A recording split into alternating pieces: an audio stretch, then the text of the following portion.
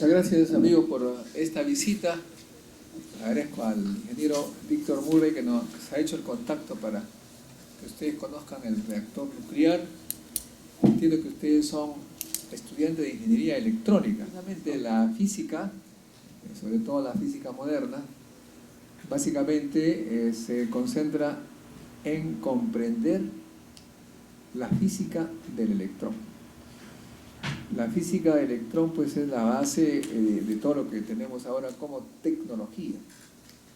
Por eso también es que de los físicos sale una serie de carreras curiosas, una de las cuales es la electrónica.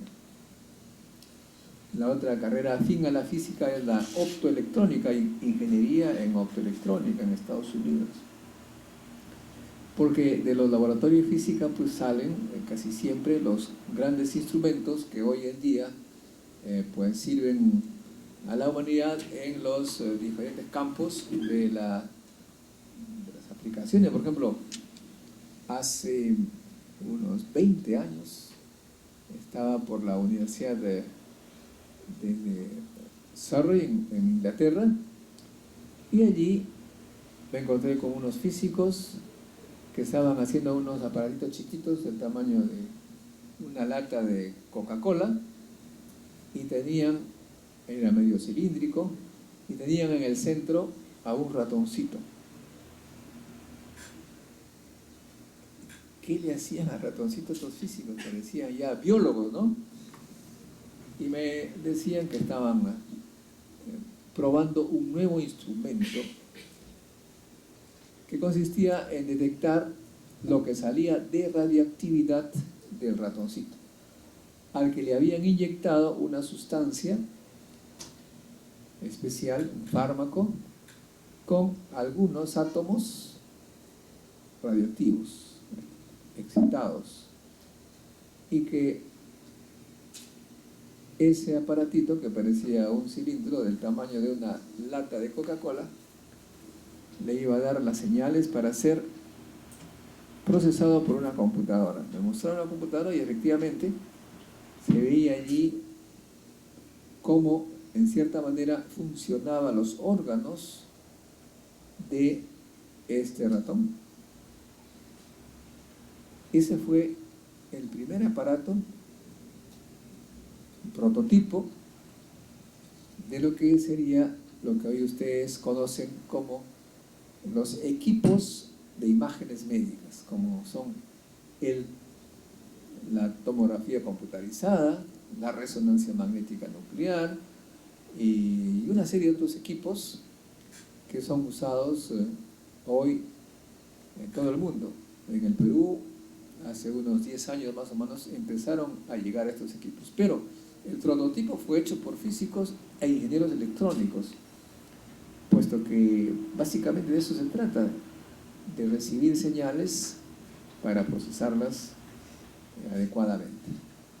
En todos los campos de la física moderna, la electrónica y los físicos se confunden, no se saben qué son, por eso es que en broma se suele decir eso. Por ejemplo, ustedes conocen muy bien seguramente las últimas noticias sobre la llamada partícula de Dios, ¿no es cierto? ¿Alguien entre ustedes nos puede explicar brevemente qué cosa es la partícula de Dios? A ver si ustedes tienen alguna curiosidad periodística e científica.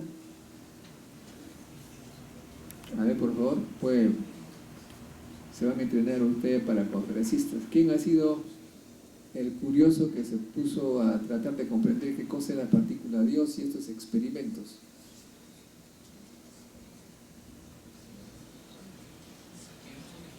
¿Sí?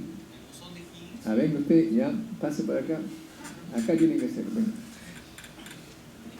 Nosotros aquí entrenamos también para conferencistas y políticos. Algunos diga su nombre, ¿qué estudia?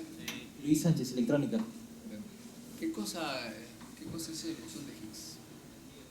Ya, bueno, lo poco que sé del bosón de Higgs es que es la partícula que le da la masa a toda la materia. Bueno, los electrones, bueno, la materia es como un... ¿Y cómo se detecta? ¿Qué experimento hay? ¿Cómo detectar el bosón de Higgs? ¿Cómo se prueba su existencia? Eso se hace con el acelerador de partículas. Muy bien, pero explique un poco brevemente. No sabes muy bien. ¿Un poco nervioso? Muy bien, uno menos nervioso, a ver. Las chicas son menos nerviosas. A ver, compañera, ¿ha leído algo del bosón de Higgs? No. A propósito, hay pocas chicas en la ingeniería electrónica, igualito que los físicos, ¿no? Tenemos ese déficit.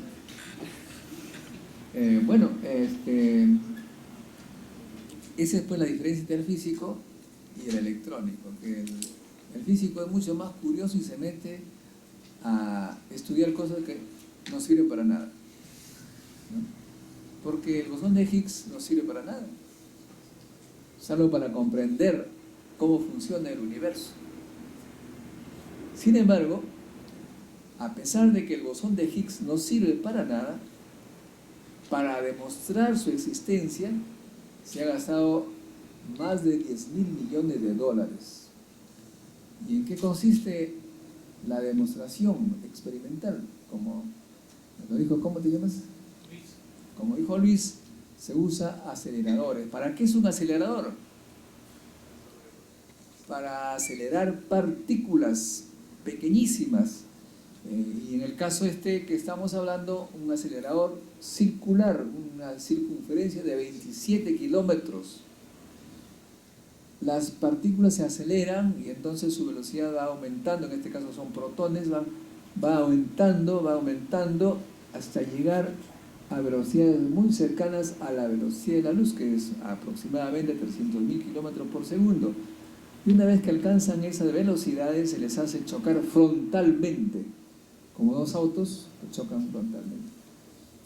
Al chocar, al colisionar, se produce la concentración de una gran cantidad de energía, porque la energía cinética se concentra entonces al chocar frontalmente, y la energía cinética se convierte en masa, de acuerdo a las reglas que descubrió pues Albert Einstein. La energía se convierte en masa.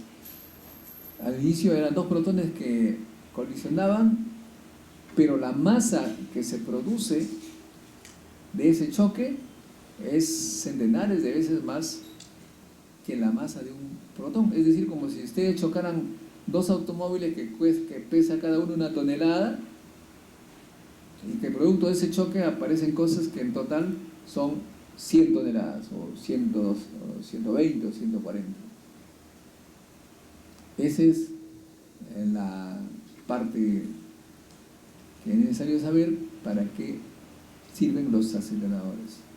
Y claro, este bosón de Higgs, precisamente, de acuerdo a las teorías, tenía pues masas de ese rango, más de 100 veces la masa del protón, por lo tanto, tenía que hacerse esa aceleración. Pero para acelerar a tal velocidad, primero que se requiere todo un juego de campos electromagnéticos que entran más o menos en resonancia y que parecen olas electromagnéticas que van acelerando sincronizadamente las partículas. O sea, ahí es pura electrónica. Además se requiere, como ustedes saben muy bien, para que la partícula esté girando en una circunferencia, se requiere que haya una fuerza centrípeta y que tiene que darle pues un campo magnético. Y eso significa la construcción de magnetos con alta corriente, que solamente puede construirse con superconductores que trabajan con helio a temperaturas muy bajas. Producto del choque de las partículas,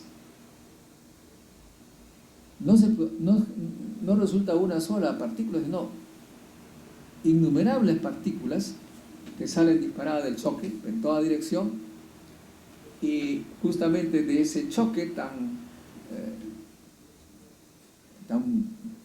brutal, digamos así, al generarse una serie de partículas hay que detectarlas, y al detectar nuevamente se requiere aplicar la física y la electrónica, porque estas partículas que tienen energía van a depositar su energía en un material que se llama detector. Esa energía se va a convertir finalmente en pulso eléctrico, milielectronvoltios, se producen diferencias de potencial de milielectronvoltios o tal vez microelectronvoltios o menos que eso, los que tienen que ser procesados con amplificadores y enviados pues como ya señal digital a una computadora gigantesca y que procesa cualquier cantidad de señales que se recibe de esos choques, y no hay un choque, hay millones de choques. Se requiere un procesamiento digital también muy complejo, motivo por el cual ustedes podrán imaginar que es prácticamente electrónica todo este experimento de la física de la partícula de Dios. Ahora bien, dijimos que la partícula de Dios no sirve para nada sino para explicar, excepto para explicar la naturaleza. Sin embargo, todos estos dispositivos electrónicos que les he mencionado han tenido que ser inventados, diseñados, construidos para el experimento. Lo curioso y lo interesante es que todo lo que estos físicos y electrónicos, físicos de ingenieros electrónicos, dicho sea de paso, en Europa no hay diferencia entre físicos e ingenieros. Acá en el Perú que hay esa división, ahí no se dice yo soy ingeniero tal, físico tal. Todos son ingenieros o científicos, no hay diferencia. Trabajan conjuntamente y han tenido que inventar un montón de cosas para demostrar la existencia de una partícula que no sirve para nada, imagínense ustedes. Pero esas cosas inventadas son usadas hoy como producto de ello en prácticamente todas las actividades del ser humano, ¿no? Y, por ejemplo, las técnicas de detección electrónica de estas partículas sirven hoy para justamente obtener imágenes de las partículas que salen del cuerpo humano y que nos dan información de cómo funciona el cuerpo humano. O sea que es una aplicación práctica. Los superconductores inventados para esos magnetos intensísimos sirven hoy para hacer trenes eléctricos que ya no ruedan sino levitan. En fin, hay una serie de inventos y también por supuesto las cámaras digitales son inventos de estas ideas para hacer tratamiento digital de señales. Y lo más increíble es que el número de datos que hay que tratar y el número de personas que se ponen a pensar sobre la partícula de Dios es tan grande que no se podía trabajar fácilmente, debido a que los científicos que analizaban los datos y en cantidades muy grandes estaban dispersos en todo el mundo. Físicos en Tokio, París, Washington, Berkeley, Stanford, trabajando juntos al mismo tiempo. Ellos inventaron la web. La web que tanto nos sirve hoy día fue invento de ellos, de estos físicos y estos electrónicos, esos científicos e ingenieros que necesitaban de ese dispositivo para poder seguir trabajando en búsqueda de la partícula Dios. De modo que ustedes podrán notar que finalmente la física y las ingenierías, ciencias y ingenierías son una sola, y es la curiosidad científica que los obliga a inventar cosas. Claro, por supuesto, hay también aplicaciones prácticas en el sentido de que alguien tiene un problema concreto de aplicación inmediata y encarga a los físicos o a los ingenieros a resolver ese problema. Pero bueno, es mucho menos interesante, en todo caso para mí, que plantear el desafío de producir la partícula Dios, que nos permite comprender la naturaleza. Esa es tal vez la diferencia que hay entre el científico y el ingeniero. El científico se apasiona por descubrir cómo funciona la naturaleza sin importarle cuál es su aplicación. Y en ese apasionamiento para descubrir lo que quiere, tiene que inventar cosas que finalmente sirven de manera práctica y espectacular. Y el ingeniero, en cambio, él se encarga de resolver problemas concretos que se le plantea y que tienen una aplicación práctica. En otras palabras, el físico busca cosas que no necesariamente, mejor dicho, busca cosas que no tienen aplicación, quiere comprender, y el ingeniero aplica lo que haya para resolver un problema concreto. Pero al fin de cuentas, ambos caminos nos llevan a lo mismo. Hay muchos ejemplos que nos explican esto. Por ejemplo, ustedes saben, a ver si hay algún curioso por acá, ¿quién descubrió los rayos X? Los rayos X. ¿Cómo? Röntgen, muy bien. ¿Quién dijo yo? Caso usted, explíquenos. Acá todo aquel que abre la boca tiene que hacer su... para que por lo menos conozcamos a quienes son curiosos. ¿Cómo te llamas? Y explícanos cómo te enteraste. Mario Ortiz, de Ingeniería de Energía.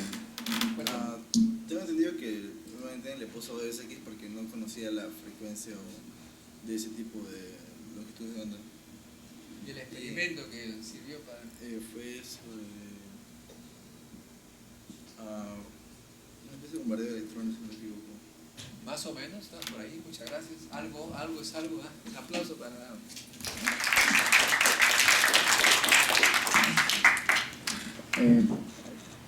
el señor Wilhelm Röntgen no era físico, no fue físico, tampoco era ingeniero, era técnico en electrónica. Ok, gracias.